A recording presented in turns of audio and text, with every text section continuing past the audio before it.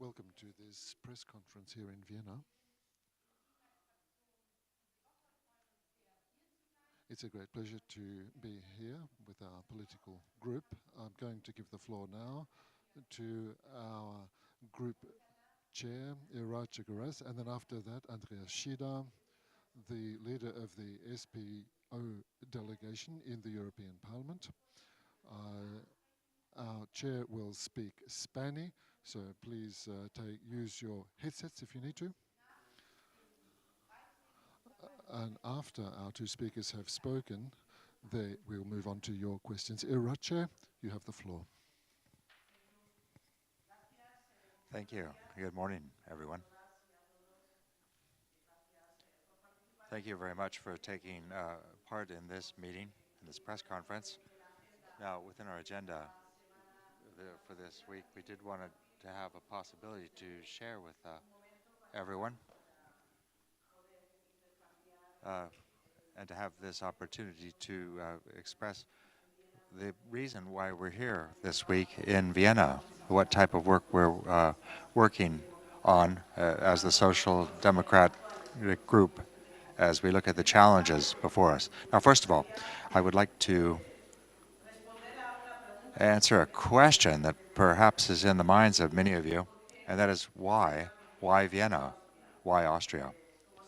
Well, as you know, our meetings in the group normally take place in Brussels, but sometimes, on occasion, we take this initiative to conduct our normal work, which would be the type of work that we would conduct in a group work in the European Parliament, where we prepare next week's agenda for the plenary, when we take a look at the decisions that we'll be taking within the context of the plenary to be held in Strasbourg.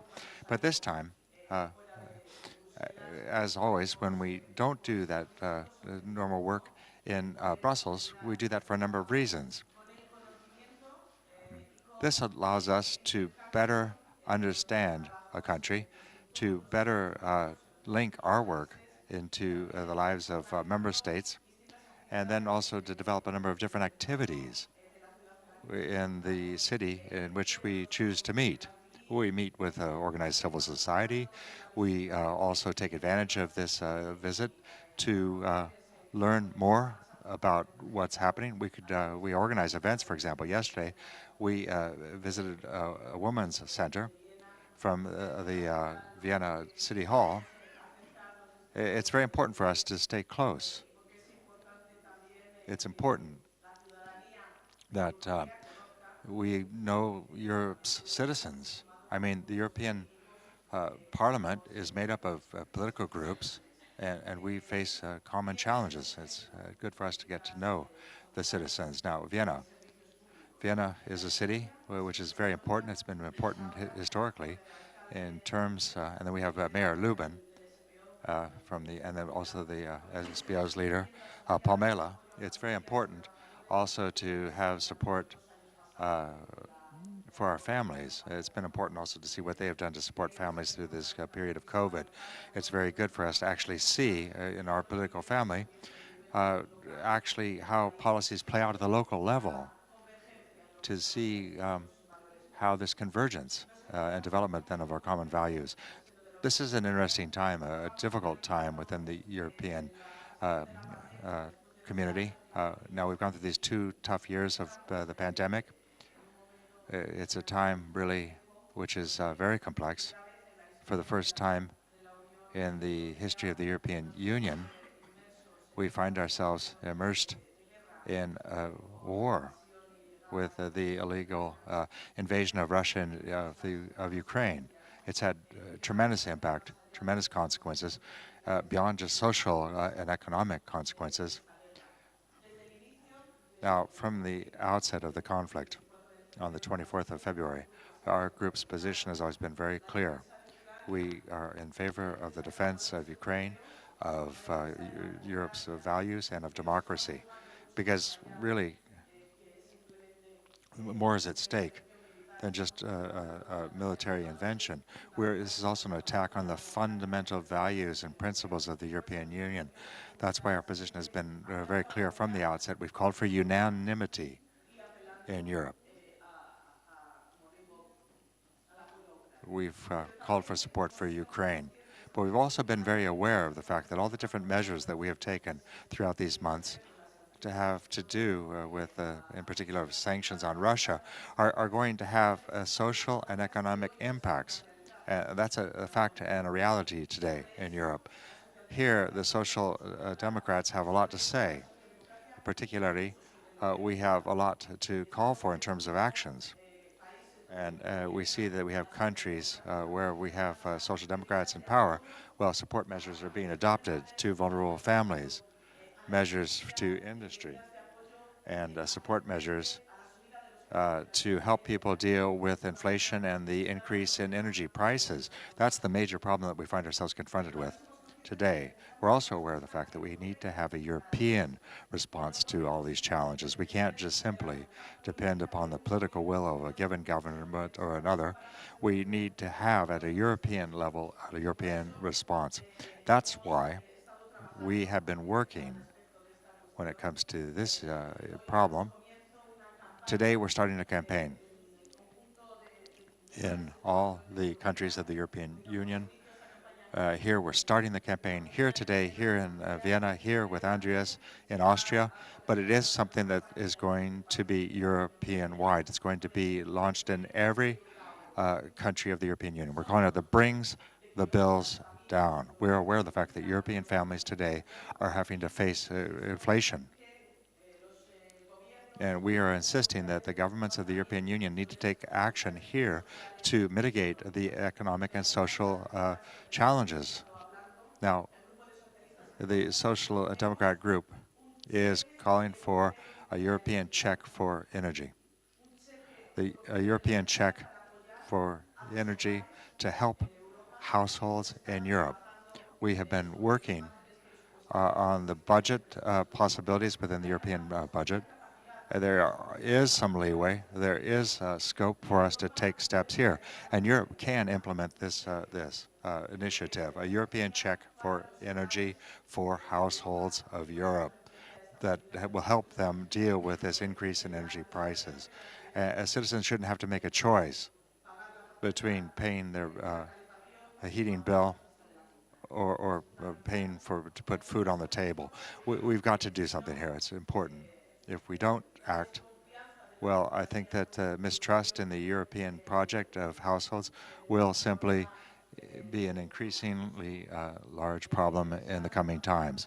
We need physical wherewithal to do that. Another thing that's very important for the S&D family, that we show solidarity. We're asking for a sacrifice and solidarity, but it can't always be the same that always suffer. It can't be just families that are bearing the burden in a time that's so difficult as this. It's simply unthinkable that you've got families that are in this very difficult situation. At the same time, you've got companies that are growing in a really, they're seeing their profits go through the roof because thanks to the energy crisis. So when it comes to the windfall profits, these companies that have made these windfall profits, well, they've got to show some solidarity.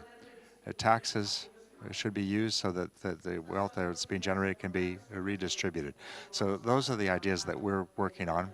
That's what we'll be concentrating on in the coming weeks as we develop a European response here. Now, by way of conclusion, before I give the floor to my colleague Andreas, I'd also like to just mention something about an important meeting that we'll be holding tomorrow.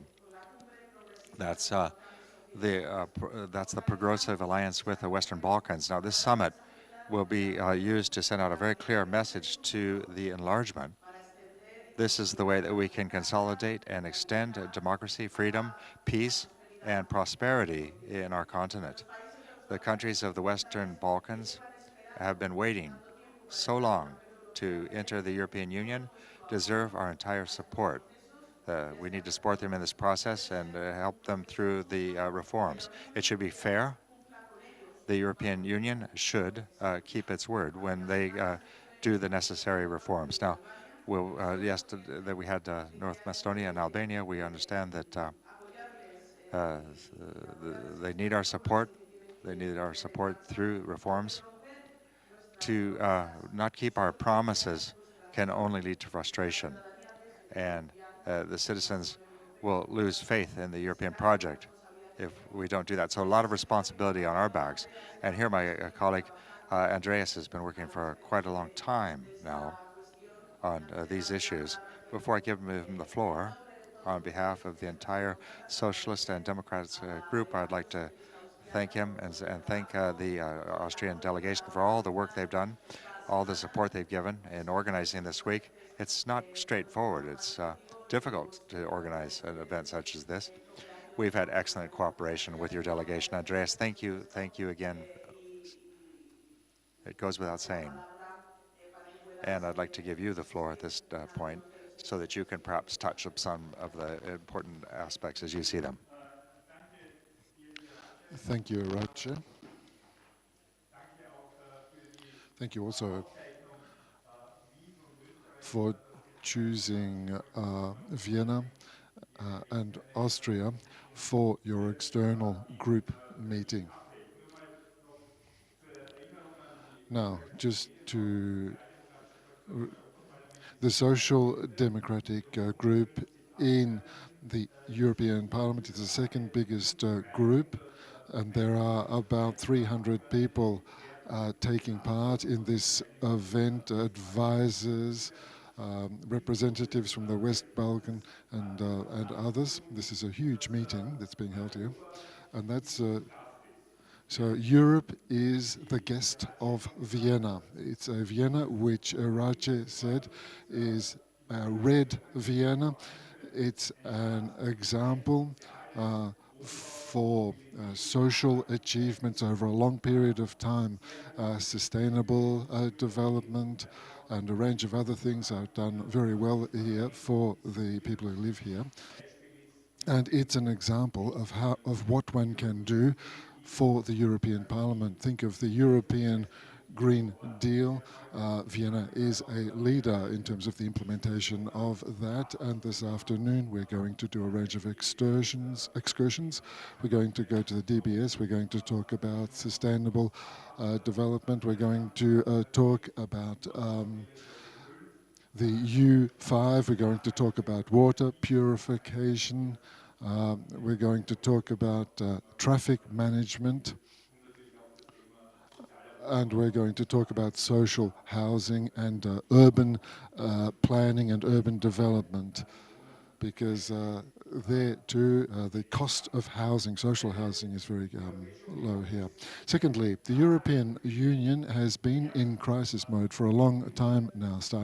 First of all, there was the COVID crisis. Now we have the war in Ukraine. And then there are the energy prices and rising inflation. This is a problem which affects not only the poorest people, but the middle class, small businesses. And this places the citizens having to face big challenges, and we need to work as Europe to solve these problems. We need to work together. And the market doesn't solve these problems. And you can't just leave the citizens to deal with these problems themselves. Huge increases in electricity and a range of other prices are rising very sharply. And so the European Social Democrats have put forward a plan of how to deal with these challenges. And in Germany, in Spain, in Portugal, there are price caps on gas prices already. And as an Austrian politician, I'm wondering what the Austrian government is waiting for. It would have more public support if it could look more at the lives of the citizens. It's irresponsible to continue to for the government to sit on its hands with regard to these issues. And it would be good if the Austrian government could have reacted more quickly with regard to these problems. Now, concerning the West Balkan Leaders Summit, which will meet here in Vienna tomorrow, and we're very proud to be hosting this, there will be prime ministers, party leaders of the social democratic parties in the Balkans will be our guests in Vienna. And this is a good follow-up on the Tirana summit. And against the background of the Russian attack on Ukraine, a quick integration and better cooperation with West Balkans has been brought to the fore, the urgency of that. And we mustn't forget that the border, the Ukrainian border, is closer to Vienna than the western border of Austria to Switzerland. And so the Ukraine is really very close to us, to our hearts, because it's so close geographically. And we need to do what we can to ensure full membership of the West Balkans to the European Union. And this, one of the main things, is rule of law. And there's not enough happening on this front. Things aren't moving fast enough. We need to make sure, though, that we don't give up our basic values. Thinking of what's happening in Serbia under Vucic, that we can't support or put up with if we want them to become members of the EU. And so we, as social democrats, are the allies of the West Balkan and of the citizens of the West Balkans and I'm thinking here of a reformed West Balkans with better rule of law. That's what belongs to Europe. Thank you, Mrs. Perez and Mr. Shida. Coming now to the question. Please tell us the media you present and your name before asking your questions. Good morning. One question for Mr. Shida. In your statement, you talk about the gas ceiling, price ceiling in a range of countries. In Germany, the figures involved to finance that are very large. How can we finance that?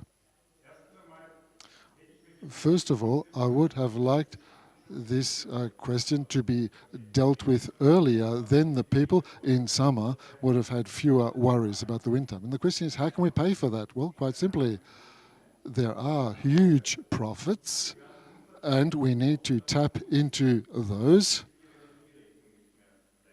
to help people who cannot pay their energy bills. That's how we would finance it.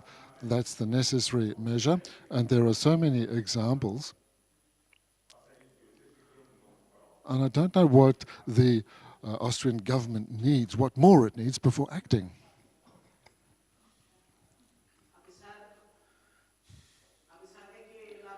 Well, I mean, the question was for Andreas, but nonetheless, if I could have a crack at it, just to discuss this point. And when it comes to the situation in Spain, perhaps I can share that with you. That's the country I'm from, and we have a socialist government in power there. And our government is implementing these types of measures. And though we are asking that we take a look at the windfall profits, well, in Spain, our government has started to do just that. And what they're trying to do then is redistribute in a fair way, characterized by solidarity, these excess profits.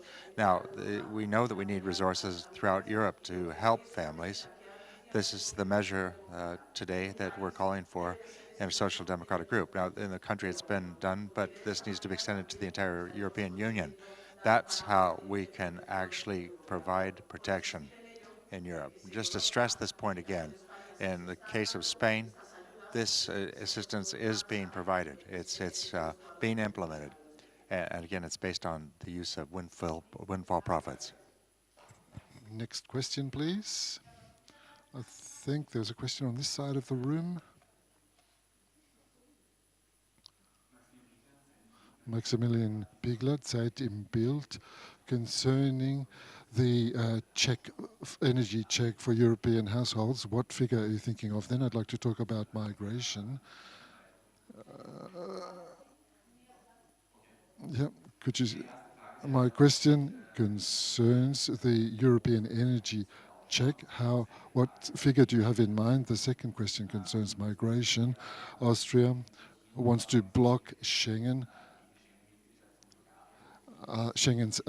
Bulgaria's and Romania's access to Schengen. How do you see that, and how do you see Austria's criticism of the European asylum policy? The Chancellor said that the system has failed.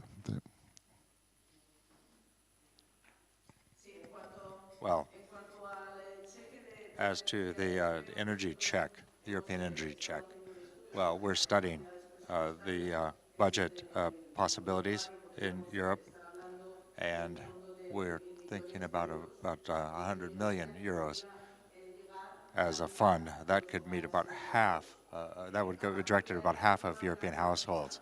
Now, when it comes to putting an actual number and the criteria which will be used to decide which households would benefit, there, of course, we're going to have to discuss that. We'll have to discuss that with the European Commission and with member states so that the distribution, I mean, it wouldn't necessarily be the same amount in every country. It would depend on the level of living. The situations are different in different countries. But what we would like to indicate, first of all, that there is budget available to do this. Secondly, we need to discuss and debate and negotiate the criteria, and then we need to see that within the European family, we need to look at the families that have the most difficulties. It's not always just the vulnerable families that are facing difficulties. Lots of middle-class families in Europe today are having difficulties making it to the end of the month and to then pay their gas and electrical bills. So this is something has got to be looked at in the details, but at the end of the day, there is budget available to do this.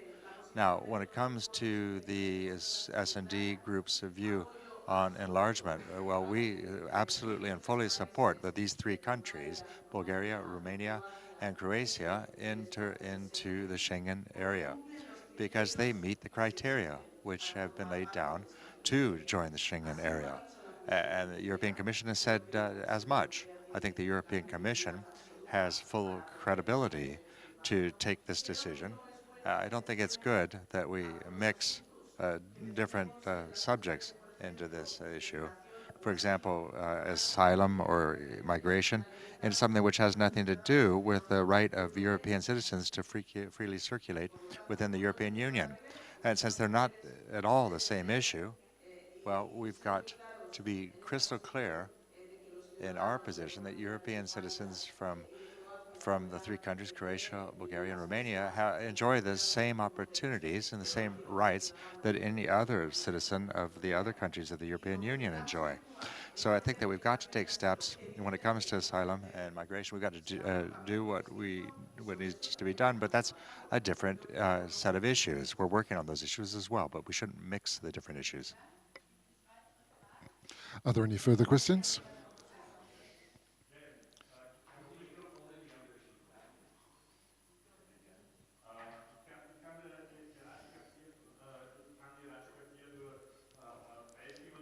I agree with what Iracha said.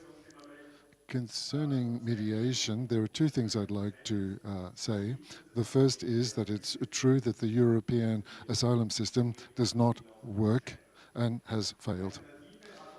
The alternative was put on the table by the Commissioner. It was a common European asylum system, a range of fair rules that would apply to all member states.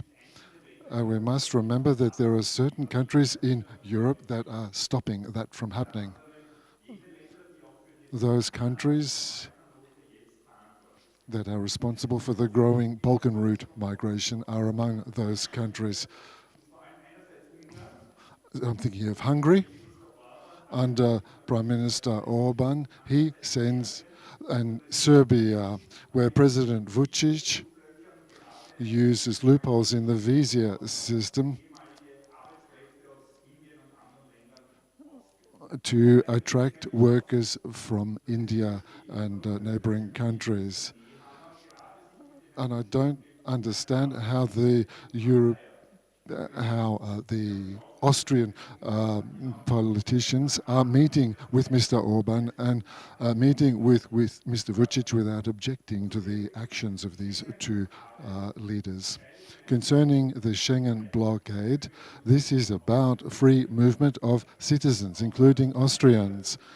We, every summer, like to go on holiday to Croatia. We know just how many advantages there are in being able to travel freely when wanting to cross borders. But when there are problems, I ask myself, why are we talking about them now? 2 weeks before the Summit of Interior Ministers. This shows the extent to which the Austrian government has failed. Mr. Niehammer, if you say that the system doesn't work, years ago you should have been working on this. Just to put a veto on the table now is just a evidence of the failure and the incompetence of the Austrian government. Thank you very much. Are there further questions from the floor? That doesn't seem to be the case. I'd like to thank Mrs. Perez and Mr. Shida, and thank you for having joined us, and enjoy the rest of the week.